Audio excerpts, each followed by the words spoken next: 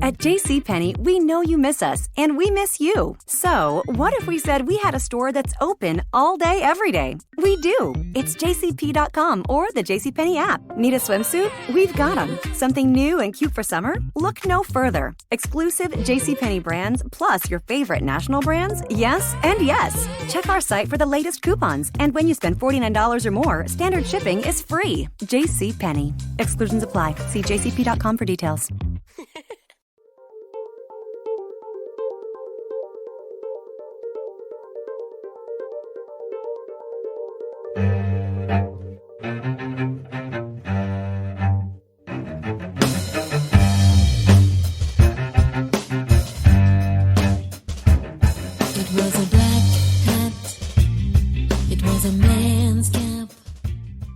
Hi, this is Jennie Walker, and welcome to Closet Conversations. Today is the review of Season 1, Episode 6 of Girlboss. Girlboss is the Netflix series based on the book by the same name by author Sophia Amoruso, who's also founder of the hugely successful company Nasty Gal, which started out on eBay as Nasty Gal Vintage in 2006, began when she was 23 years old, and rose in under 10 years to a company making over $100 million a year. It's a great story. It's a great book, and I'm reviewing each episode. Episode 6 is called The 5%.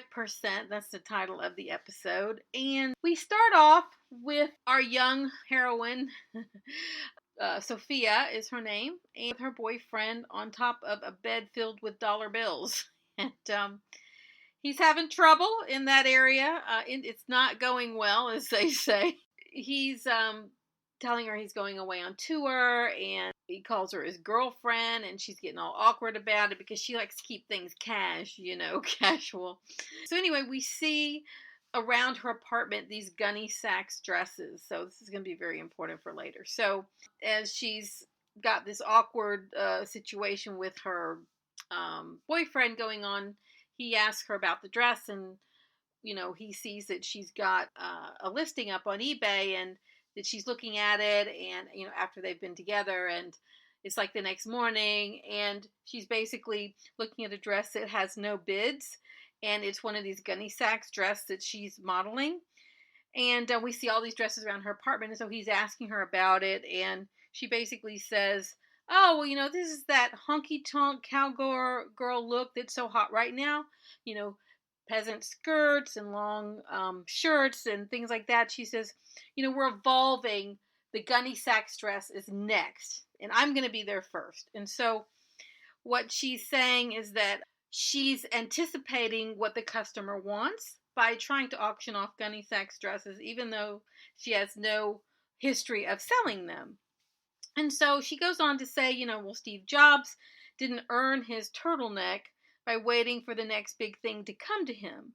And so she's like very serious about this. And she says, the girls are just going to claw their way, each other's eyes out to get these gunny sacks dresses. It's going to be the new trend. And she's so sure of it. And, her boyfriend, who's a touring band manager for indie bands, just goes right over his head. But this all set in the stage. So he tells her he's going away on tour. She doesn't like to be the girlfriend. But anyway, he exits. And so here we are, her back at her listing in her apartment. And, she's trying to figure out what's going on. And so she's lowering the bidding price. And so her asking price is now like $30. And, she's trying to get people interested. So she's fiddling around with this insurance card that she's received from the company where she is a receptionist. And she's deep in thought. She's very pensive, So anyway, so she meets her girlfriend in the next scene. And she is basically with her girlfriend, and they're at the bar. And her girlfriend's, her name Annie, and her boyfriend just happens to be a business major. He went to business school. And she's talking about her dresses and all this stuff. And the boyfriend of her friend Annie basically says, you don't get to tell the market what it wants. The market tells you. And she's like, that's not right. He's like, yeah, well, it is right. And she's like, well, that might work for a business, but I'm not a business. My nasty gal's not a business. It's bigger than that. It's my personal passion, she says. He says, well, history is filled with companies that didn't give the market what they wanted, and 95% of them failed. And he says most fail in the first 5 years. And she's like, well, I'm going to be in the 5% who made it. So obviously that's the name of the episode, is the 5%. So she's very confident that these rules don't apply to her, that all these other businesses, it's a fluke. This is her passion. She's serious about this. So these rules don't apply to her. And surely she's going to be the person who creates the feeding frenzy for these dresses. And she's telling her friend, I'm never wrong. Always get this right. So anyway, she goes home from the bar and she gets on her laptop again, and you see this Gunny Sacks prairie dress up there, and the title of the actual listing says Westward Ho Prairie Bitches. That's what the title is. So it's pretty funny. But that's her shtick anyway. That's her edgy. A nasty gal's all about that. So this is not out of character for the brand, but it's just kind of funny to say on a podcast. But anyway, she's looking at all of this and seeing that no one is bidding on her item, and she's really thinking about what to do. And so in the next scene, she is with her girlfriend, same girlfriend, but now she's at this store where her girlfriend's doing makeup. So she goes in and she's doing her makeup and talking to her friend, and she's telling her friend that I've decided that I don't think I'm going to leave the art school after all. And her whole point of going to the art school was to get the insurance card to get the hernia surgery. So now she has the card, and she was going to quit, and then, now she isn't going to quit. And, she's really conflicted because she's terrified of the surgery. It's a real fear of hers that something could happen to her. And so she's telling her friend, I think I'm not going to make any big moves right now. I'm just going to play it cool. I kind of like being able to buy my Starbucks coffee. I like being able to, do what I need to do, have food in the fridge, because obviously the gig's a paying gig. She's also making money on the eBay, and it would be a lot for her to stop that income and then try to be a full-time reseller, which all of us are always struggling with about, the inconsistencies in how much money we're making from reselling and whether we should be doing this full time or not. So this is a real struggle of hers. So she, at this point, decides she's not going to leave her job, that she's going to enjoy and bask in the money that she has and get her Starbucks every day. And she says, from this day forward, I'm going to have a Starbucks every day. And they show her buying her Starbucks, and she's paying cash. And so this is a key point it's going to come up throughout this thing, is that she pays cash for everything. And it's one of the successes of her business is that she doesn't go into debt. She always took her money and reinvested it in her business.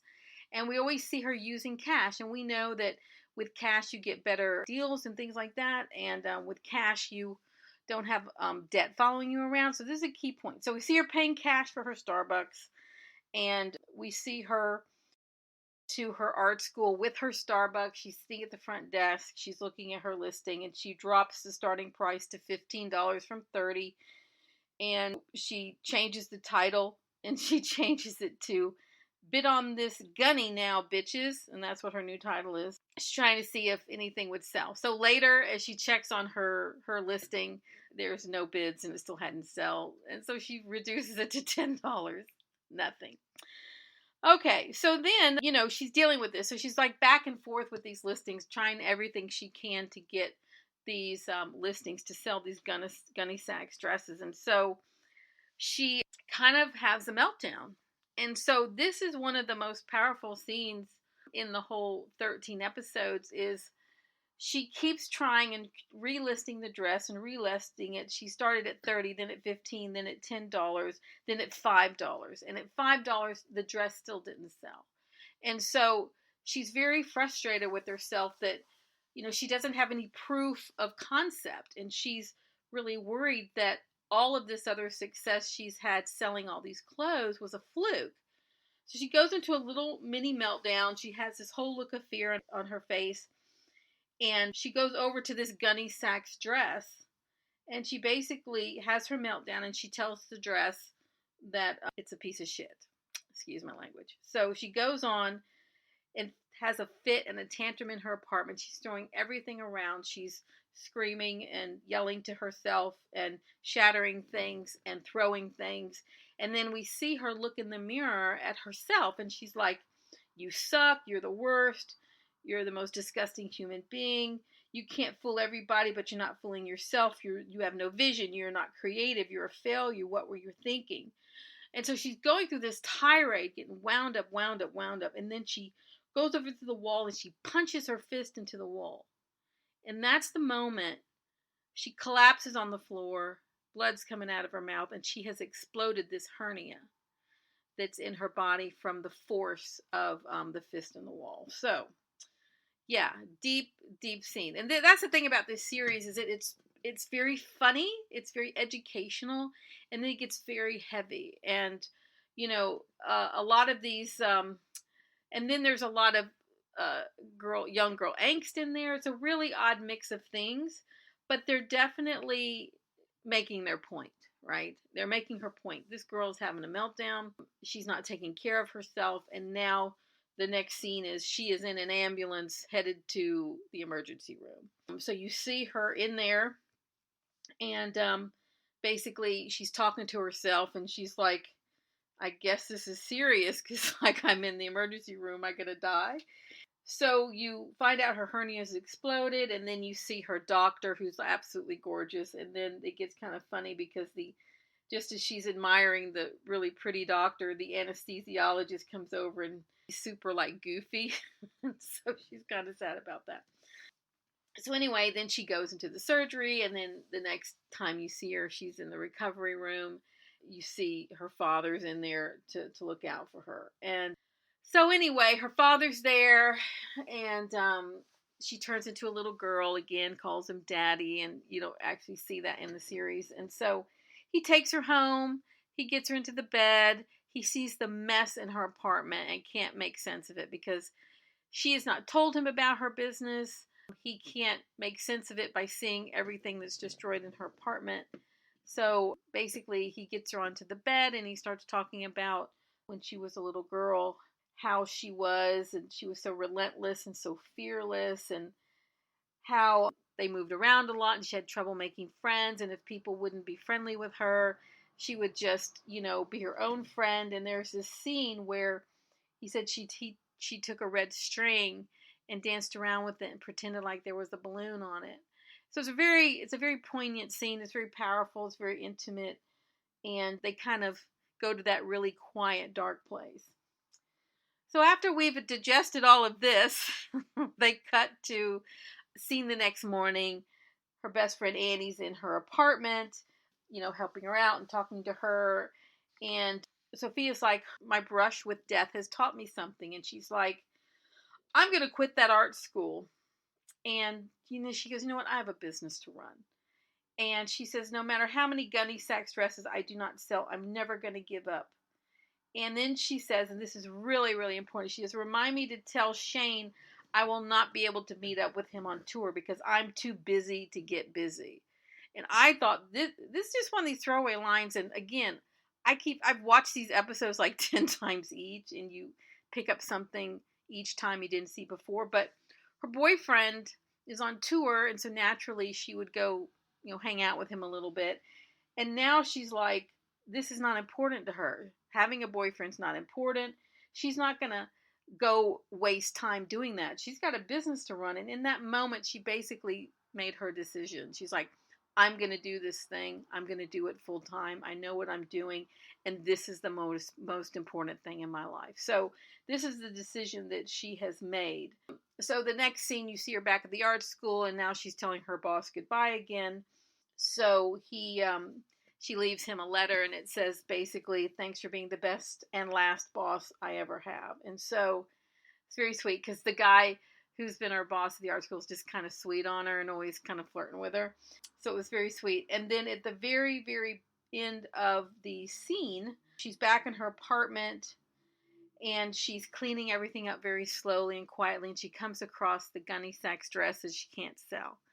And she pulls the red string out, the lace in the dress that had been in it. she pulls it out and she starts dancing around with it, just like she did when she was a little kid. With her imaginary kites. So, what are our takeaways? I think the biggest takeaway in this is, number one, can you tell the market what it wants? Can you give something to the market it doesn't know it needs? Absolutely. FedEx did it with the overnight delivery.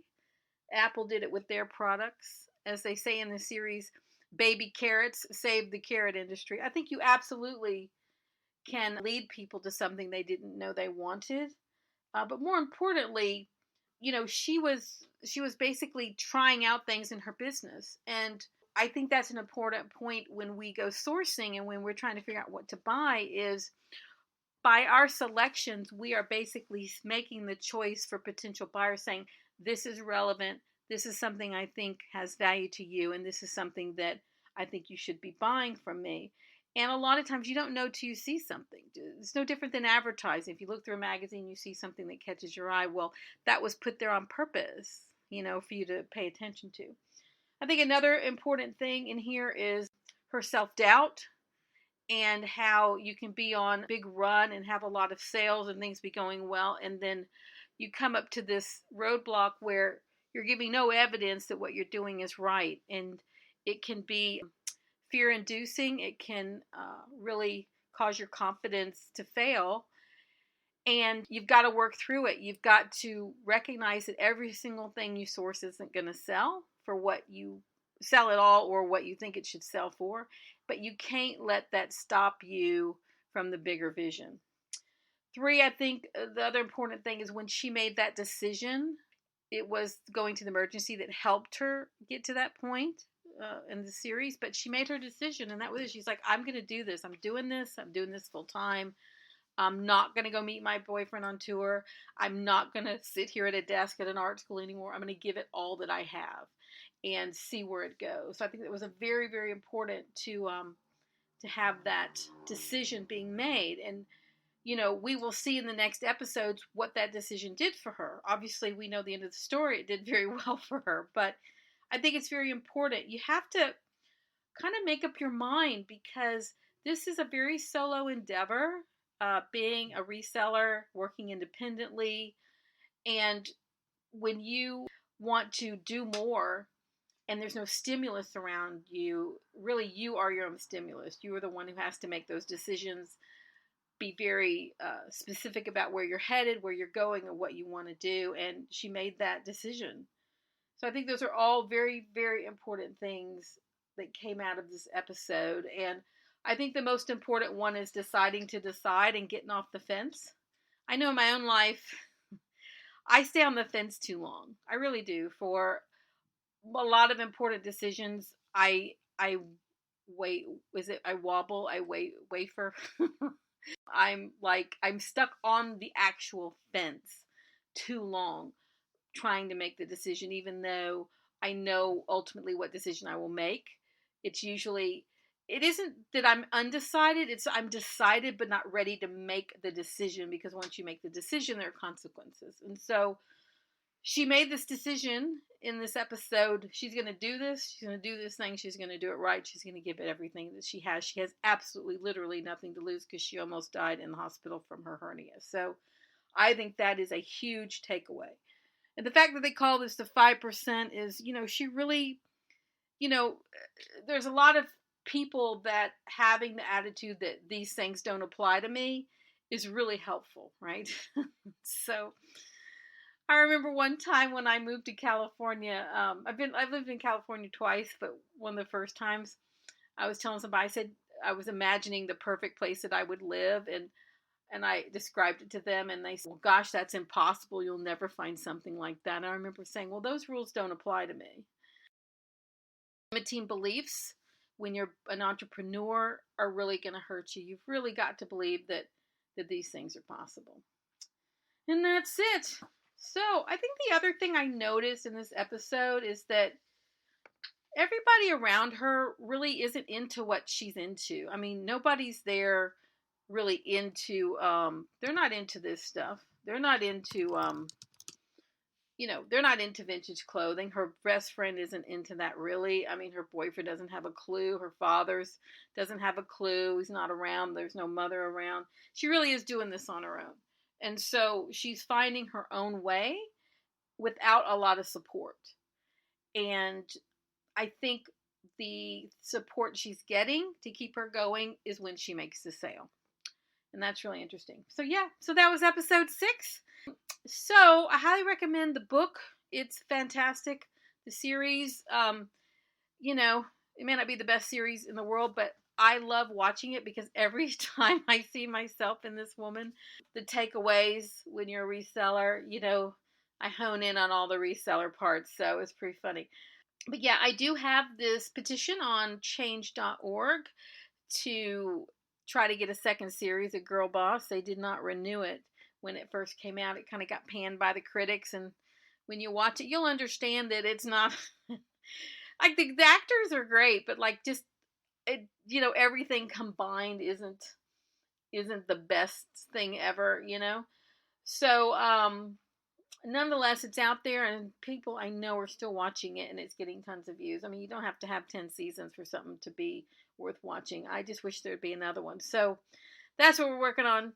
All you have to do is sign the petition, and you can help get the votes up. If you make a comment when you sign the petition, it is something that I can tweet out, which I'd be happy to do. And that's it. I am continuing to review. There's about 7 more of these to do. In the meantime, if you'd like to, I have a Facebook group called JennieGirl. My thing just made a noise. JennieGirl loves Resale, Retailing, Consignment. That's a Facebook group with about 1,000 members where I post tons and tons of articles on what's happening in the industry, and people network with each other. My Instagram, JennieGirl's Closet. You can always get in touch with me there. That's where I post tons of photos of my vintage Moschino and other cool things I have for sale, and talk about my Poshmark and eBay adventures and my podcast and things like that. I do have a reseller newsletter as well, and you can sign up for that at JennieGirlsCloset.com. And I think that's everything. I think that is. So if you like this podcast, please give it 5 stars and maybe leave a comment. That'd be great. And certainly to subscribe. That helps more people learn about this podcast and gets the whole topic of reselling out there far and wide. Yeah, that's it. So, again, this is Jennie Walker with Closet Conversations, and I look forward to having you with me on a future episode. If you like the song at the beginning, it's called Black Hat, written and recorded by Jennie Walker and Tommy Farragher. It's from the album Night Flight to London, available on iTunes World. At JCPenney, we know you miss us, and we miss you. So, what if we said we had a store that's open all day, every day? We do. It's jcp.com or the JCPenney app. Need a swimsuit? We've got them. Something new and cute for summer? Look no further. Exclusive JCPenney brands, plus your favorite national brands? Yes and yes. Check our site for the latest coupons, and when you spend $49 or more, standard shipping is free. JCPenney. Exclusions apply. See jcp.com for details. At JCPenney, we know you miss us, and we miss you. So, what if we said we had a store that's open all day, every day? We do. It's jcp.com or the JCPenney app. Need a swimsuit? We've got them. Something new and cute for summer? Look no further. Exclusive JCPenney brands, plus your favorite national brands? Yes and yes. Check our site for the latest coupons, and when you spend $49 or more, standard shipping is free. JCPenney. Exclusions apply. See jcp.com for details.